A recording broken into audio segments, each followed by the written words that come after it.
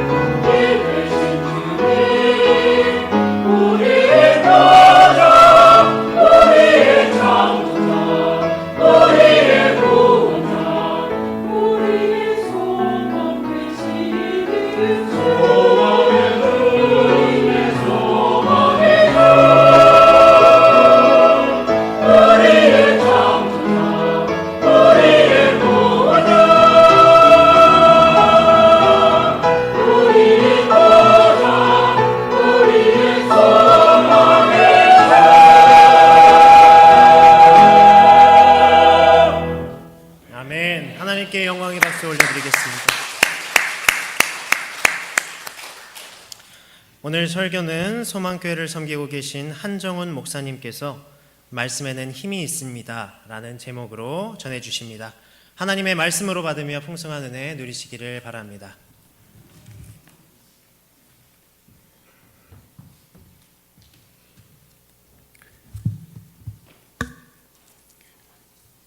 존경하는 서초 신동교회 성도 여러분, 반갑습니다.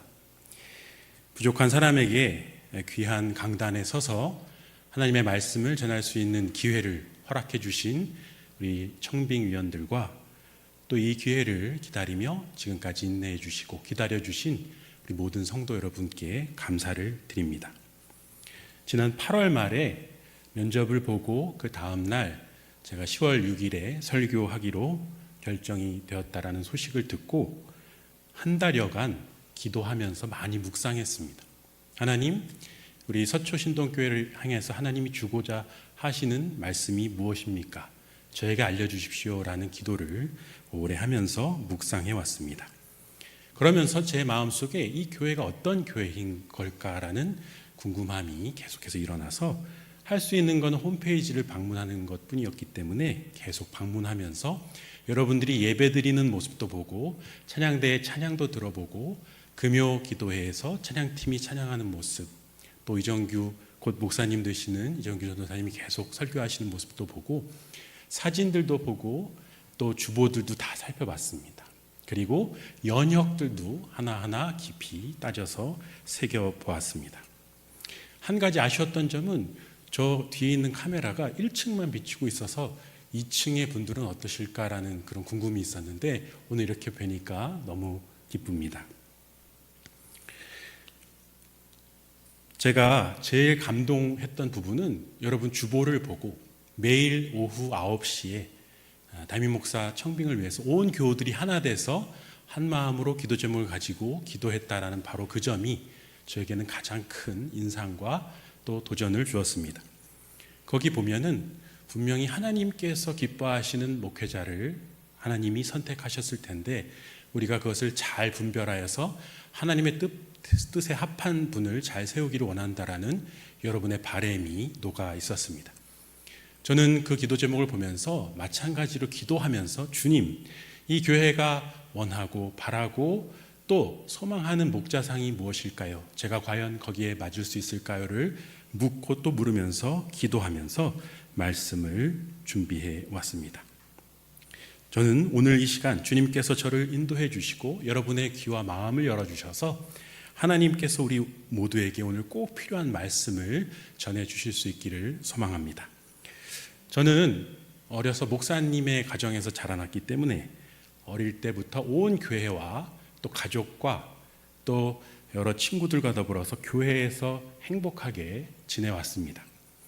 그런데 청소년기에 들어선 어느 시점부터 굉장히 제 마음속에 혼란과 회의와 또 아주 염세적인 생각들이 자라기 시작했습니다.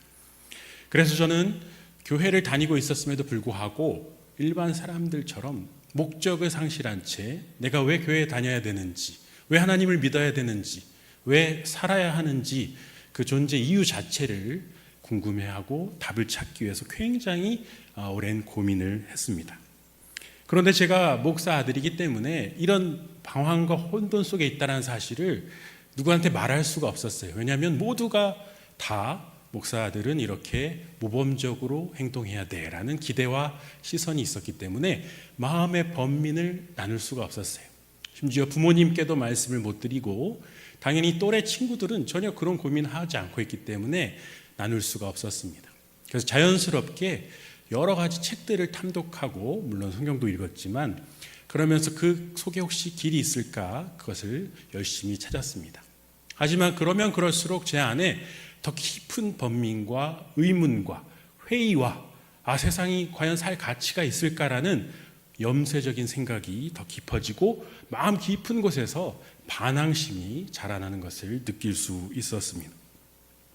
그런데 제가 고3 겨울방학 때 아주 특별한 경험을 했습니다. 바로 오늘 말씀 제목처럼 하나님의 말씀이 지닌 힘이 무엇인지를 개인적으로 직접적으로 경험하는 체험을 하나님이 허락해 주셨습니다. 그리고 바로 그 순간부터 저는 삶의 의미와 목적과 방향에 대해서 분명한 생각을 가지게 되었습니다. 그때 집회를 끝낸 후에 제게 어떤 마음이 들었냐면 내가 진짜로 너무나 큰 죄인이구나. 나는 하나님의 은혜가 아니면 살 수 없는 죄인 중에 괴수구나라는 것을 깨달았고 내가 말할 수 있는 유일한 한 가지의 고백은 주님의 은혜로 내가 구원받았구나.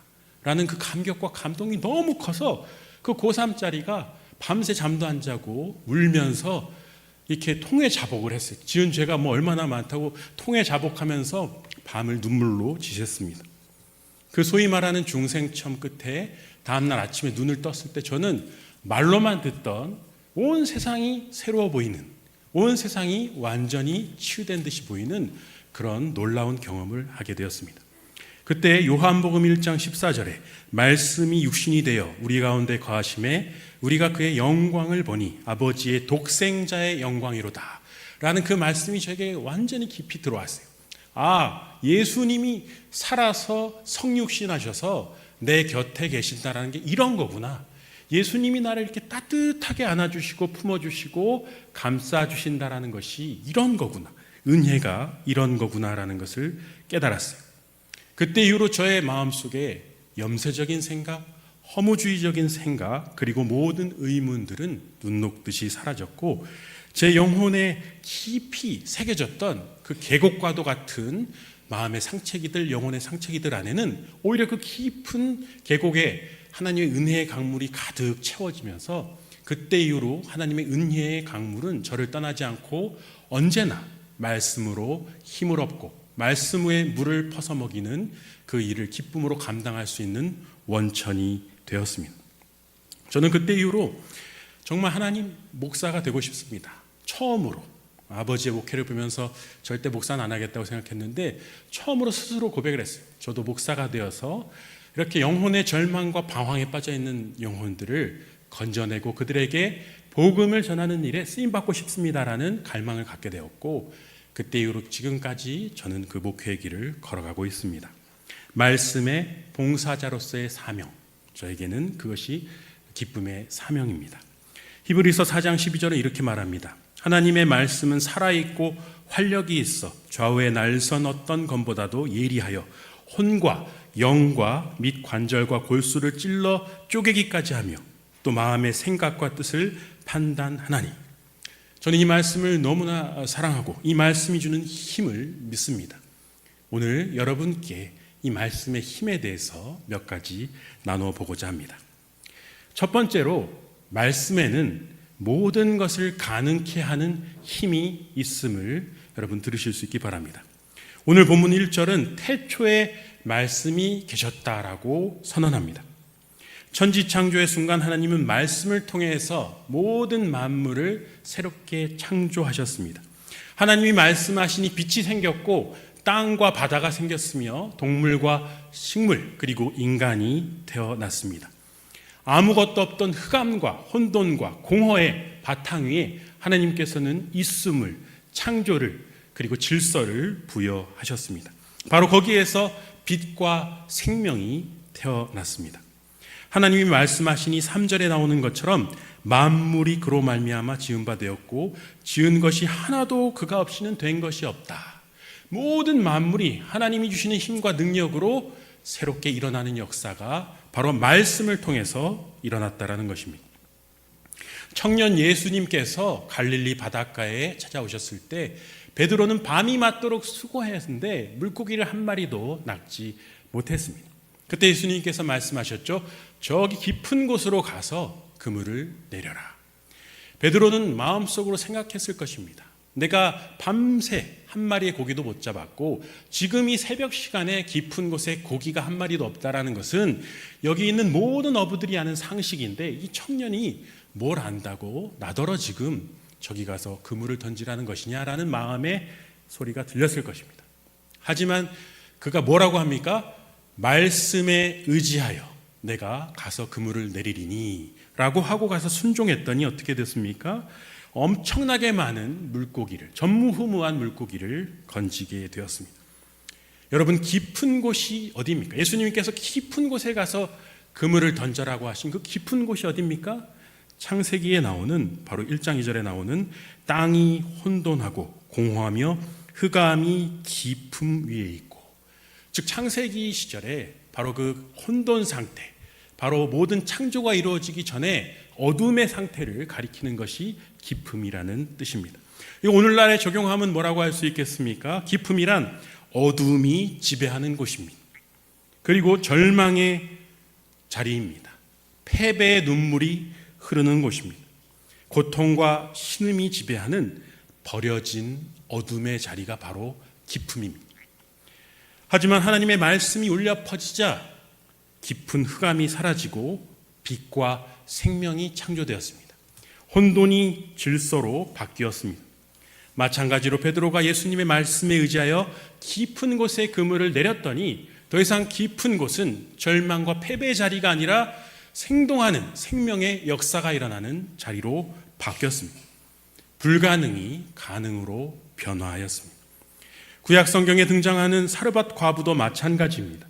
극심한 가뭄으로 경제적인 한계에 도달한 그 모자, 마지막 남은 가루와 기름으로 마지막 식사를 먹고 그대는 굶어 죽으리라 다짐하고 밥을 만들고 있었어요. 그때 엘리야가 와서 뭐라고 합니까? 그 떡을 나에게 가져와라. 사르밧 과부가 어떤 생각이 들었을까요? 선지자님도 너무한다. 해도 너무한다. 내 아들과 나눠 먹을 마지막 식량을 나에게 달라고 하다니. 하지만 그는 말씀에 순종하여 하나님의 능력을 신뢰하며 그 마지막 식사를 엘리야에게 바쳤습니다. 그리고 어떤 일이 일어났습니까? 가뭄이 끝날 때까지 그 통에 가루가 떨어지지 아니하고 기름이 마르지 아니하는 역사가 일어났습니다. 여러분, 성경은 바로 이런 힘을, 말씀은 우리에게 이런 힘을 증언하고 있습니다. 이제는 병들어서 다 죽었다고 생각했지만 간절히 기도해서 생명을 연장받은 사람이 나옵니다. 이제는 나는 끝났다라는 절망의 벽 앞에서 하나님의 도우심으로 새 길을 여는 역사가 끊임없이 일어나고 있습니다. 우리의 힘과 능력으로는 도저히 극복할 수 없을 것 같이 보였던 여리고 성벽이나 홍해의 바다가 무너지고 갈라지는 놀라운 역사를 성경의 말씀은 우리에게 증언하고 있는 것입니다. 우리의 이성과 상식을 뛰어넘는 역동적인 힘이 말씀 안에는 있습니다. 사랑하는 여러분, 내가 불가능하다고 포기하고 주저앉고 싶은 자리에서 하나님의 역사는 더 강하게 시작됨을 믿으실 수 있기를 바랍니다. 두 번째로, 말씀은 모든 막힌 담을 허물고 소통 능력을 회복하는 그런 힘을 가지고 있습니다. 저는 2004년에 연동교회라는 곳에서 소년부에서 설교자의 생활을 시작했습니다. 20년 전쯤 됐습니다. 근데 그때 첫 설교 때 긴장과 설레임이 얼마나 강렬했던지 지금도 생생하게 그 자리가 기억이 납니다. 5, 6학년 아이들이 모여있는 부서였는데 제가 신학교에서 설교학도 배우고 여러 신학도 배우고 공부도 얼마나 했겠습니까? 그래서 이 아이들에게 설교를 해야 되는데 아이들에게 어떻게 설교를 해야 될지 감이 오지 않는 거예요. 그래서 제가 한 달 전부터 아이들의 교과서를 사서 5, 6학년 교과서를 계속 봤어요. 그리고 애들이 좋아할 만한 만화, 노래, TV를 계속해서 보면서 이 아이들이 무슨 생각을 하고 있을까? 어떤 관심이 있을까를 계속 그렇게 공부를 했어요. 그래도 그렇게만 할 수 없고 성경의 메시지를 담아서 전하면서 애들이 재밌게 들으려면 어떻게 해야 되나를 연구하다 보니까 아주 많은 노력을 했습니다. 드디어 첫 설교 시간, 생애 처음으로 강단에 올라와서 말씀을 전하는데 원고를 보랴 표정을 보랴 지금 이해를 하고 있는 건지 따라오는 건지 알 수가 없어서 정말 어떻게 설교했는지 모르고 내려왔습니다. 그리고 제가 너무너무 궁금한 거예요. 이 반응. 그래서 선생님들께 물어봤어요. 선생님 어땠습니까? 그랬더니 전도사님 너무 은혜로운 설교였어요. 아이들도 다 집중해서 잘 들었고 잘 전하셨습니다라고 말씀하시는 거예요. 근데 제가 이 선생님들이 나를 격려하고 위로해 주시기 위해서 이 말씀을 하는 건지 진짜로 아이들이 잘 들었다는 건지 알 수가 없는 거예요. 그래서 아이들에게 물어봐야겠다라고 생각이 들었어요. 6학년 여자아이 중에 제일 그래도 똘똘해 보이고 애들이 많이 따르는 아이를 조용히 불러서 제가 물어봤어요. 누구누구야, 전도사님 설교가 어땠니? 혹시 재미없거나 어렵진 않았니? 라고 물어봤어요. 그랬더니 그 아이가 뭐라고 했냐면 네, 들어줄만 했어요. 이렇게 얘기를 하는 거예요. 근데 제가 그 얘기를 듣고 너무 기뻤어요. 왜냐하면 얘가 안 들리면 어떡하지? 어려우면 어떡하지? 했는데 들어줄만 했다라는 그 말이 너무 고마워가지고 맛있는 것도 사주고 제가 이제 힘이 나가지고 그때부터 열심히 설교를 더 준비했습니다. 그 이후에도 20년 동안 설교를 해왔지만 늘 저의 마음속에는 어떻게 하면 청중들이 잘 들을 수 있고 마음에 와닿을 수 있고 귀에 들리는 그런 설교를 할까를 계속해서 고민하고 있습니다. 저는 설교는 일방향적인 선포가 아니라 모두가 교감하고 소통하는 과정이라고 생각합니다. 설교에서 참된 소통이 일어나면 목사와 성도, 온 교우들이 하나가 되고 또 온 교회가 기쁨과 활력으로 넘쳐나는 역사가 일어날 줄 믿습니다. 설교자뿐만 아니라 모든 그리스도인들은 소통과 커뮤니케이션의 대가가 되어야 합니다. 왜냐하면 소통은 결국 생명이기 때문입니다. 피가 돌지 않으면 몸이 썩고 막히고 죽듯이 이 공동체에 소통이 중지되면 그것은 죽음뿐이기 때문입니다. 생명의 복음을 접한 자들은 모두 소통의 대가가 되어야 됩니다. 화평케 하는 힘이 바로 소통에서 나온다고 성경은 증언합니다.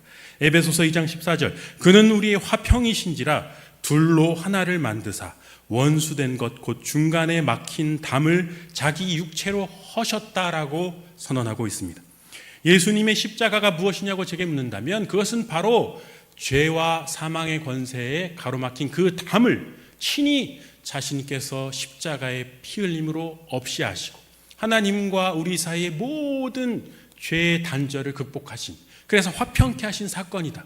바로 소통의 사건이다라고 말씀드릴 수 있겠습니다. 오늘 본문 5절에 보면 빛이 어둠에 비치되 깨닫지 못하였다라고 되어 있습니다. 빛이 이렇게 비쳤는데 세상이 깨닫지 못했어요. 하나님과 세상의 소통이 끊어진 상태를 말합니다. 소통이 단절된 상태를 죄라고 말할 수 있습니다.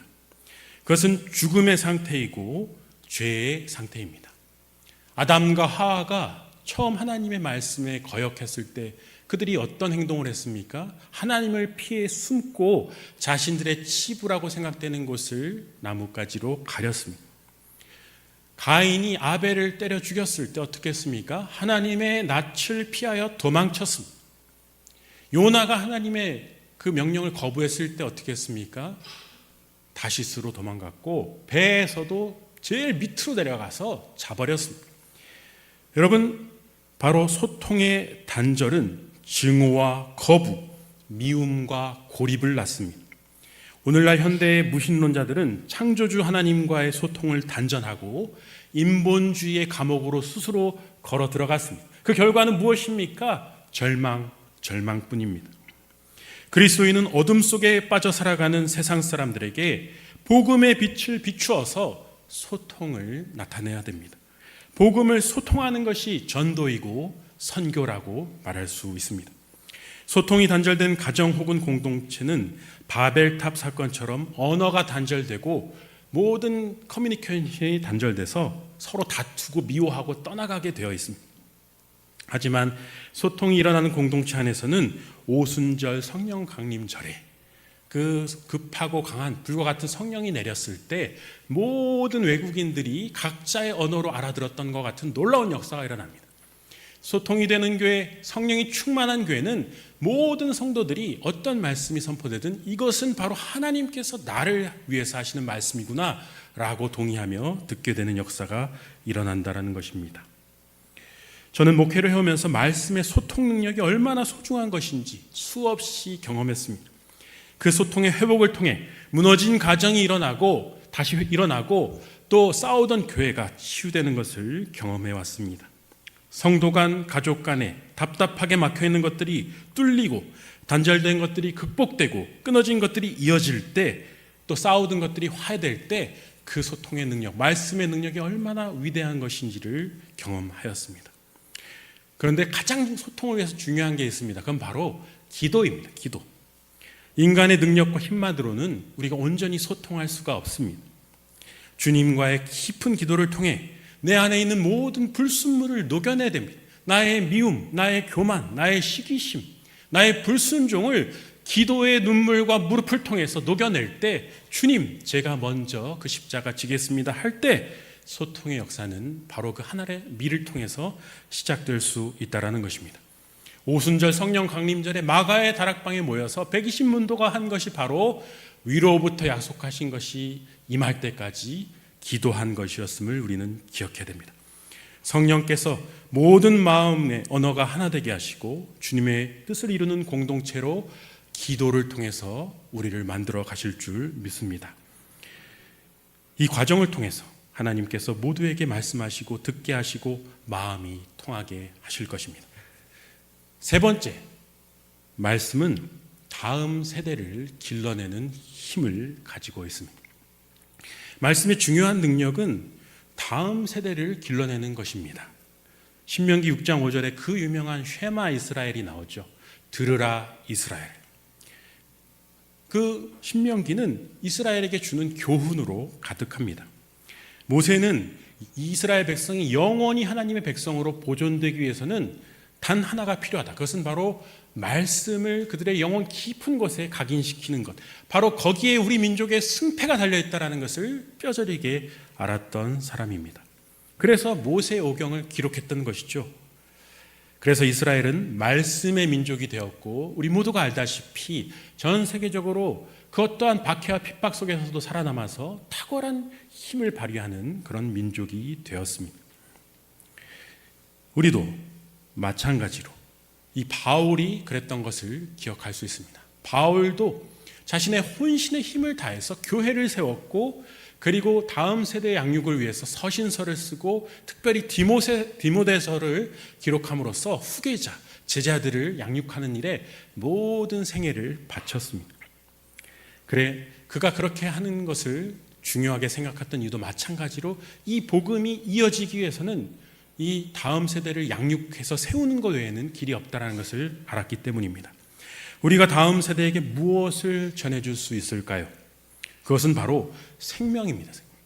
오늘 본문 4절에 그 안에 생명이 있었으니 이 생명은 사람들의 빛이다. 예수님이 우리에게 주신 그 복음의 생명, 그것을 전해주는 것이 바로 다음 세대를 세우는 것이라는 것이죠. 다음 세대는 생물학적으로 1차적으로는 우리 자녀들입니다. 내가 낳아서 기르고 있는 우리 교회의 아이들이, 우리가 자녀들에게 생명을 나누어 주었고 기르고 있습니다. 그런데 여러분, 그것은 육신의 생명이 불과한 것이죠. 이 아이들에게 영혼의 생명을 불어넣어 주지 못하면 바로 모세 이후의 사사기 시대에 이 민족이 분열하고 각자 소견에 오른 대로 흩어졌던 것처럼 끔찍한 비극을 경험할 수 있습니다. 우리는 자녀들에게 우리의 귀한 것들, 재산과 생명과 많은 것들을 물려줄 수 있지만 이 복음의 능력을, 복음의 생명을 물려주지 못한다면 아무것도 못한 것임을 알아야 할 것입니다. 그래서 우리는 이 말씀을 가르치는 일에 모든 힘을 다해야 됩니다. 오늘날 안 그래도 저출산이 심각한데 어린이, 청소년, 청년 세대가 교회를 떠나가는 속도가 어마어마하게 빠릅니다. 이렇게 하다가 소멸되는 게 아닌가라는 걱정이 많이들 있습니다. 우리는 교회의 미래를 짊어질 미래 세대를 양육하는 일에 사활을 걸어야 합니다. 말씀은 사람의 영혼을 새롭게 하고 빛나게 할 수 있는 충분한 힘을 가지고 있습니다. 우리가 힘을 다해 기도하고 말씀으로 양육하면 우리의 자녀들을 반드시 말씀의 용사로 일으킬 수 있습니다. 하나님께서 하실 것입니다. 제가 부탁드리고 싶은 것은 여러분의 자녀들 중에 상처 입은 아이들이 있다면, 좌절한 청년들이 있다면, 성경과 진화론 사이에 갈등하는 이들이 있다면, 그리고 삶의 회의에 빠져서 절망하는 아이들이 있다면 저에게 데려와 주십시오.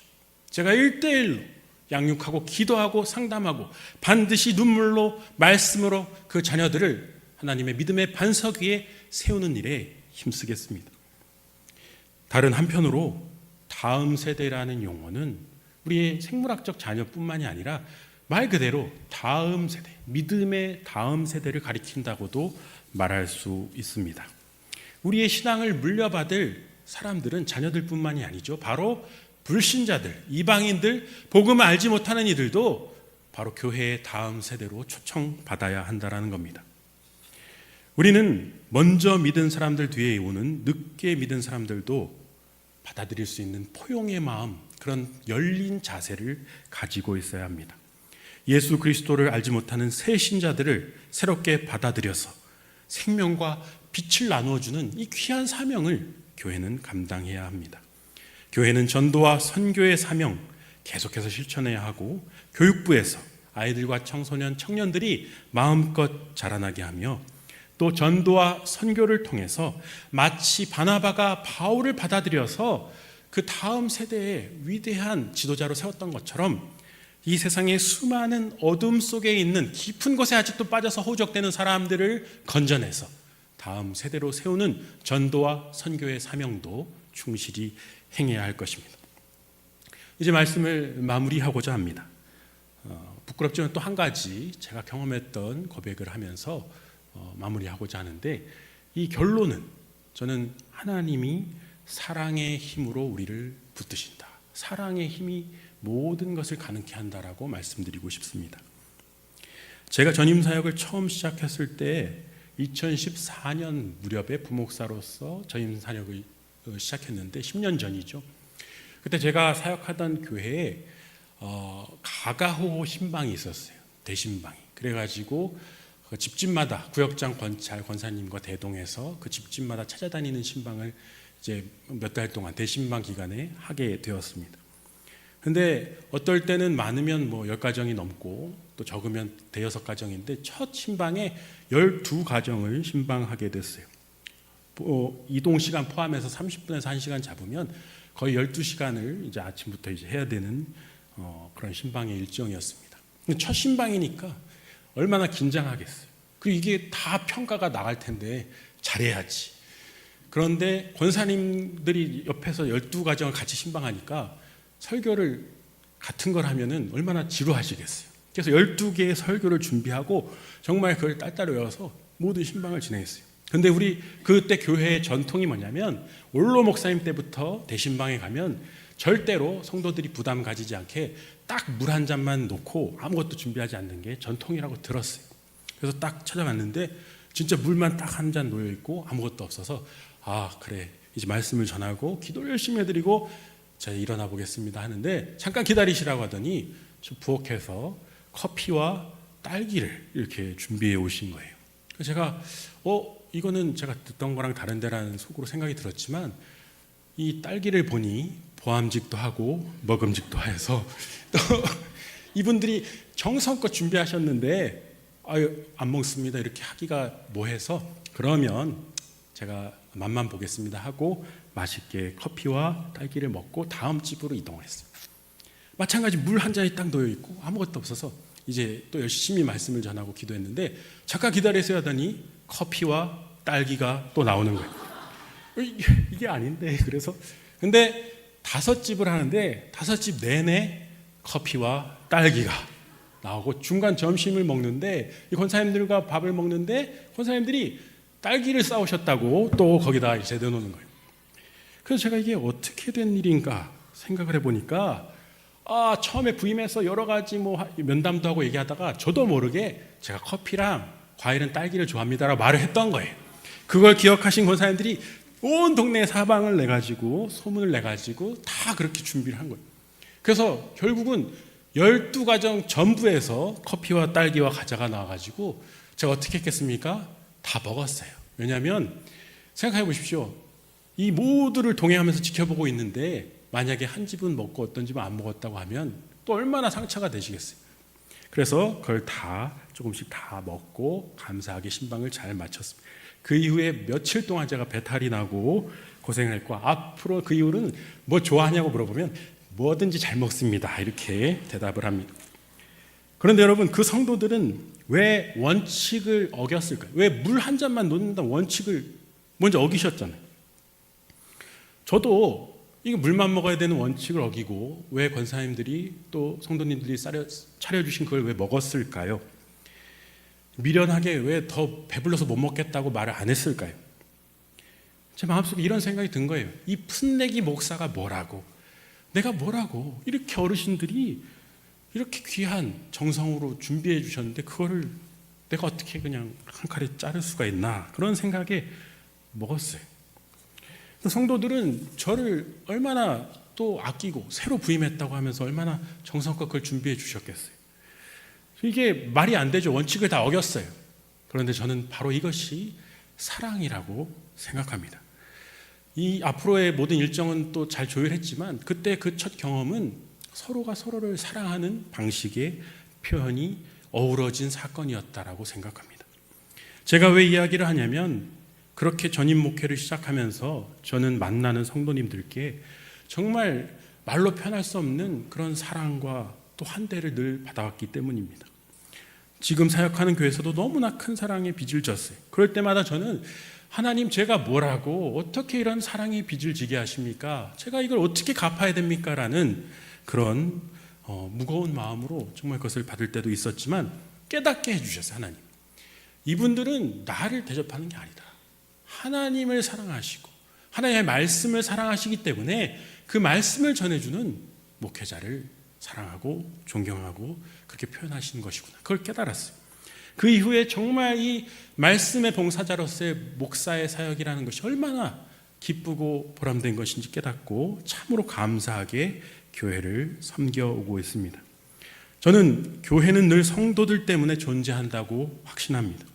어느 교회를 제가 가봐도 그 어떤 목사님보다도 다 성도들이 훨씬 더 훌륭합니다.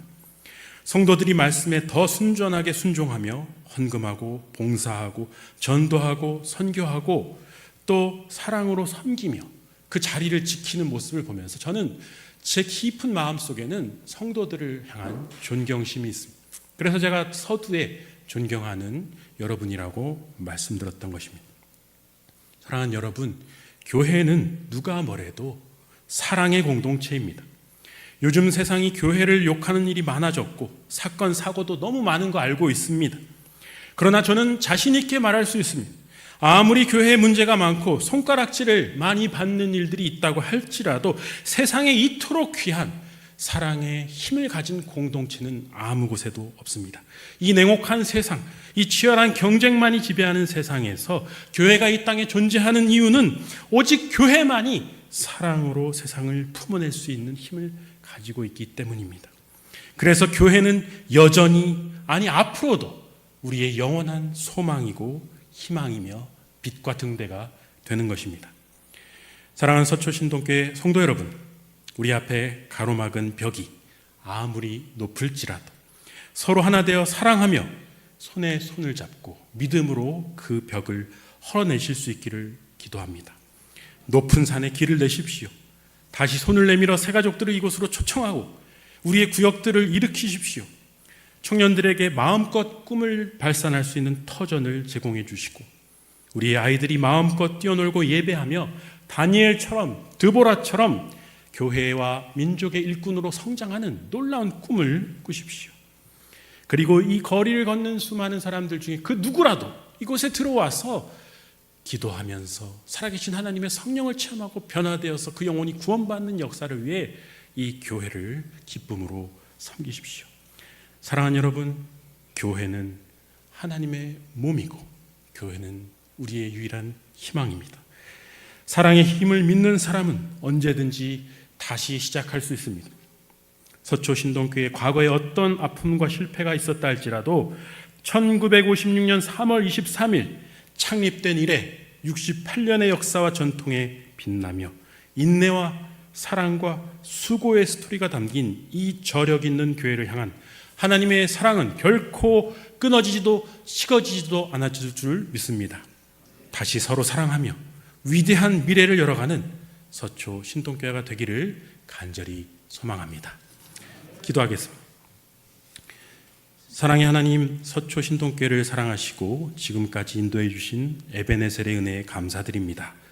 온 교우들이 기도하면서 새로운 담임 목사를 청빙하기 위해 주님의 뜻을 구하고 있습니다. 선하고 아름다운 결정을 내릴 수 있도록 인도해 주시고 이 귀하고 저력 있는 교회가 하나님의 말씀의 능력을 힘입어 지금까지의 역사와 전통을 바탕으로 뚝심 있게 다시 일어나서 온 도시와 세계를 향한 복음 전파의 도구로 쓰임받을 수 있도록 축복하여 주옵소서. 오늘의 모든 예배를 통해 오직 주님께서만 영광 받으시기를 소망하오며 우리 주 예수 그리스도의 이름으로 기도합나이다. 아멘.